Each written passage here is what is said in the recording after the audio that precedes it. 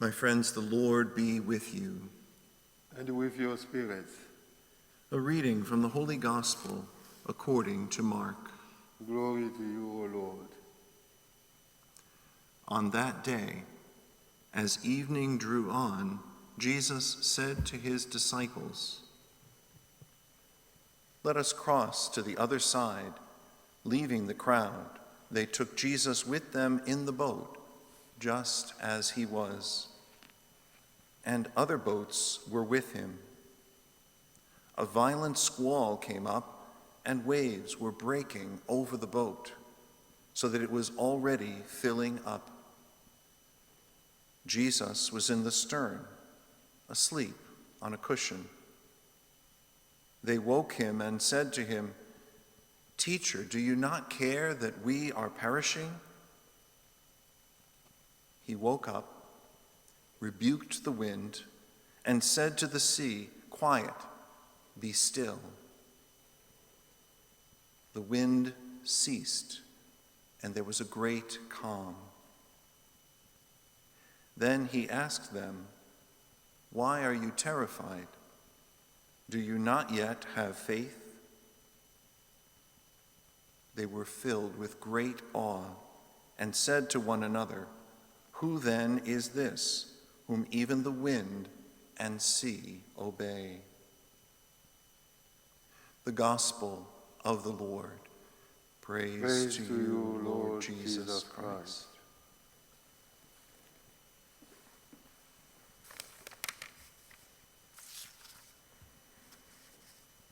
I said earlier this week that God has a sense of humor. I think the choice of reading for the Gospel today shows that in the midst of this storm, that God brings us the gospel of Jesus calming the storm.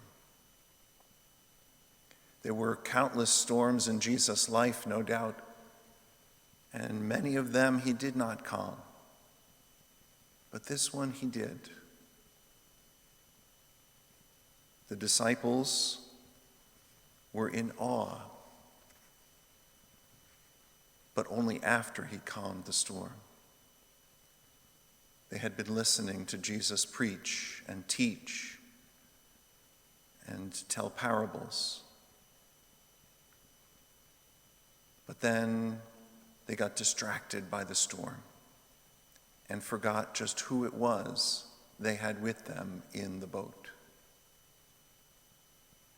When they awoke him, I think they were just looking for one more person to help bail.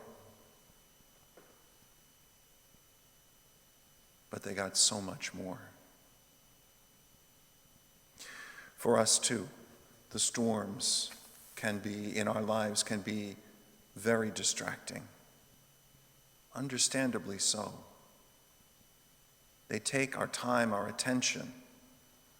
The fact that they are the lead and the primary story in every newscast for the whole week before doesn't help either. We need to prepare. We need to face life's storms,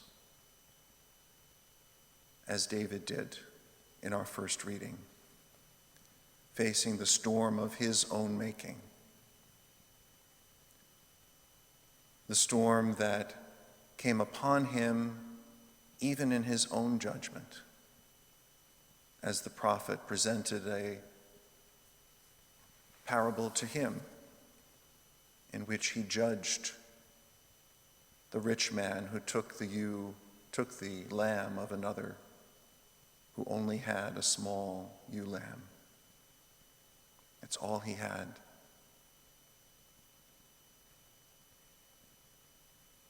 The wife of Uriah was all he had to live for as Uriah was in battle. And King David had his leaders leave him vulnerable and dying on the battlefield. So it's a complicated web that David wove for himself. And one thing leads to another, and one sin leads to another. And one excuse or rationalization can lead to another as well. But when David was able to step back objectively through the prophet's parable, he knew what he had done was wrong several times. And so he called out upon the Lord for mercy and forgiveness. He knew he didn't deserve it, but he asked anyway. And God did forgive him, took away the guilt from David himself. The disciples called upon Jesus in the storm not of their making, and all the more did he respond, even in their lack of faith.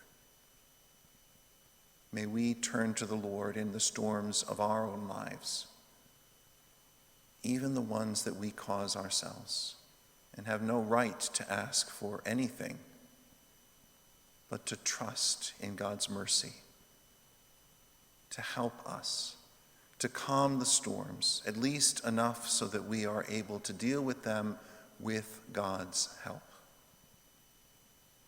and to help one another through the storms of this world, reminding each other who we have in the back of the boat, or hopefully, instead, who we have steering it.